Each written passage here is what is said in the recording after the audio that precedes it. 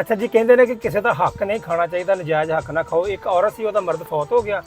ਉਹ ਨਾ ਕਾਫੀ ਦਿਨ ਲੰਘੇ ਤੇ ਉਹ ਸਬਜ਼ੀ ਲੈਣ ਨਾ ਬਾਜ਼ਾਰ ਦੇ ਵਿੱਚ ਗਏ। ਇੱਕ ਸਬਜ਼ੀ ਵਾਲਾ ਆਇਆ, ਉਹਦੇ ਕੋਲ ਸਬਜ਼ੀ ਲੈਣ ਗਈ।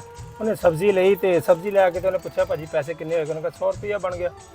ਉਹਨੇ ਨਾ 100 ਰੁਪਈਆ ਦਿੱਤਾ, ਨਾਲ 50 ਰੁਪਈਏ ਵੱਧ ਫੜਾਤੇ ਉਹਨੂੰ। ਸਬਜ਼ੀ ਵਾਲਾ ਕਹਿੰਦਾ ਭੈਣ ਇਹ 50 ਰੁਪਈਏ ਤੇਰੇ ਵੱਧ ਆ ਗਏ, 100 ਦੀ ਸਬਜ਼ੀ ਤੂੰ 50 ਵੱਧ ਦੇਤੇ ਤੇ 50 ਆਪਣੇ ਵਾਪਸ ਲੈ ਲਓ।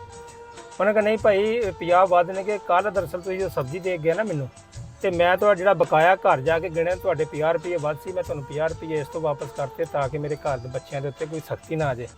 ਕਿਉਂਕਿ ਮੇਰੇ ਖਾਵੰਦ ਨੇ ਕਿਹਾ ਸੀ ਕਿ ਕਿਸੇ ਕੋ ਇੱਕ ਪੈਸਾ ਲੈ ਕੇ ਨਹੀਂ ਤੂੰ ਖਾਣਾ, ਕਿਸੇ ਦਾ ਹੱਕ ਨਹੀਂ ਖਾਣਾ। ਇਸ ਕਰਕੇ ਮੈਂ ਤੇਰਾ ਹੱਕ ਨਹੀਂ ਰੱਖਿਆ। ਤੇਰੇ 50 ਰੁਪਈਏ ਕੱਲ੍ਹ ਵੱਧ ਆਏ ਸੀ, ਉਹ ਮੈਂ ਤੈਨੂੰ ਅੱਜ ਵਾਪਸ ਕਰ ਰਹੀ ਹਾਂ ਤਾਂ ਕਿ ਮੇਰੇ ਬੱਚਿਆਂ 'ਤੇ ਸਖਤੀ ਨਾ ਆਵੇ, ਕੋਈ ਪਰੇਸ਼ਾਨੀ ਨਾ ਆਵੇ।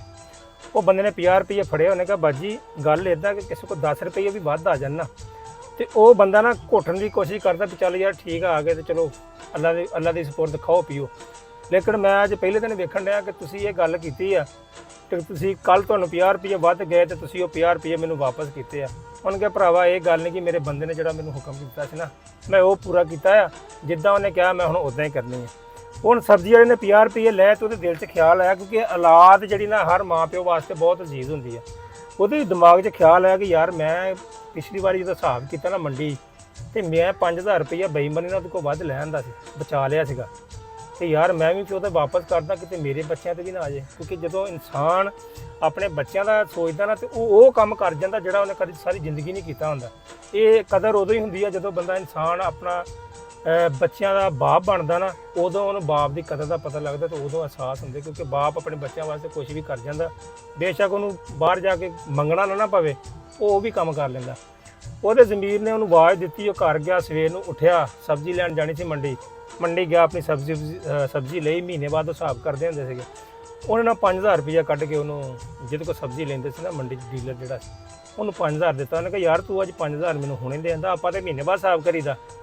ਉਹਨੇ ਕਿਹਾ ਜੀ ਨਹੀਂ, ਇਹ ਮੈਂ ਨਾ ਪਿਛਲੀ ਵਾਰ ਜਦੋਂ ਹਿਸਾਬ ਕੀਤਾ ਸੀ ਨਾ, ਮੈਂ ਬੇਈਮਾਨੀ ਕੀਤੀ ਸੀ ਤੇ 5000 ਰੁਪਈਆ ਮੈਂ ਤੁਹਾਡਾ ਵੱਧ ਲੈ ਲਿਆ ਸੀ। ਤੇ ਮੈਨੂੰ ਖਿਆਲ ਆਇਆ ਕਿ ਕਿਤੇ ਮੇਰੇ ਬੱਚਿਆਂ 'ਤੇ ਵਜ਼ਨ ਨਾ ਆ ਜਾਏ, ਕੋਈ ਬੱਚਿਆਂ 'ਤੇ ਭਾਰੀ ਨਾ ਆ ਜਾਏ, ਰੱਬ ਦੀ ਪਕੜ 'ਚ ਨਾ ਆ ਜਾ, ਇਸ ਕਰਕੇ ਮੈਂ ਤੈਨੂੰ 5000 ਮੋੜਨ ਡਿਆ।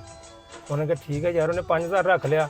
ਤੇ ਹੁਣ ਉਹ ਜਿਹੜਾ ਵਪਾਰੀ ਸੀ ਨਾ, ਜਿਹੜਾ ਡੀਲਰ ਸੀਗਾ, ਉਹਦਾ ਇੱਕ ਦੋਸਤ ਸੀਗਾ, ਉਹਨੇ ਉਹਨੂੰ 50 ਲੱਖ ਰੁਪਈਆ ਦਿੱਤਾ ਸੀ ਇਸੇ ਕਾਰੋਬਾਰ ਵਾਸਤੇ ਨਾ, ਕਾਰੋਬਾਰ ਵਾਸਤੇ 50 ਲੱਖ ਰੁਪਈਆ ਦਿੱਤਾ ਸੀ। ਤੇ ਉਹ ਜਦੋਂ ਬੰਦਾ ਮਰ ਗਿਆ ਨਾ, ਤੇ ਉਹ ਘੁੱਟ ਗਿਆ। ਉਹਨੇ ਕਿਹਾ ਕਿਹੜੇ ਪੈਸੇ, ਕੋਈ ਨਹੀਂ ਮੈਂ ਦੇ ਦਿੱਤੇ ਸੀ ਇਹ ਤੇ ਉਹ। ਉਹਦੇ ਵੀ ਰਾਤ ਨੂੰ ਜ਼ਮੀਰ ਨੇ ਉਹਨੂੰ ਆਵਾਜ਼ ਦਿੱਤੀ ਵੀ ਉੱਠ ਸੱਜਣਾ, ਅਗਲੇ 5000 ਰੁਪਈਆ ਵਾਪਸ ਕਰਕੇ ਚੱਲ ਗਏ, ਤੂੰ ਇੰਨੀ ਰਕਮ ਘੁੱਟ ਕੇ ਬੈਠਾ ਤੇ ਤੇਰੇ 'ਤੇ ਜੇ ਭਾਰੀ ਆ ਗਈ ਤੇ ਕਿੰਨੀ ਵਜਣਗੀ। ਉਹਨੇ ਕੀਤਾ, ਸਵੇਰ ਨੂੰ ਉੱਠਿਆ, 50 ਲੱਖ ਰੁਪਈਆ ਰੱਖਿਆ ਗੱਡੀ 'ਚ ਜਾ ਕੇ, ਉਹ ਜਿਹੜਾ